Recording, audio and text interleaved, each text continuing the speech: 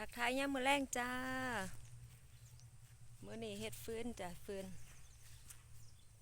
ไว้แต่ดังไฟจ้ะภาษาอีสาน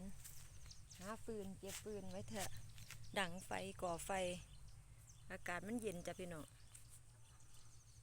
อากาศมันเย็นจ้าหาใหม่มาก่อไฟจ้ะพูดนะได้เยอะเลยค่ะได้เยอะเลย3 กองค่ะ3 ก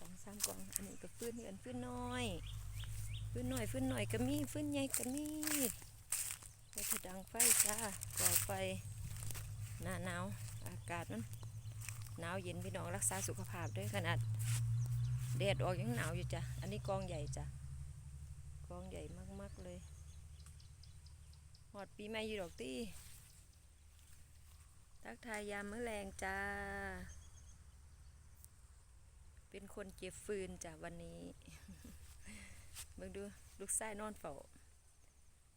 น้องน้ำโศกนอนเฝ้าเก็บฟืนจ้า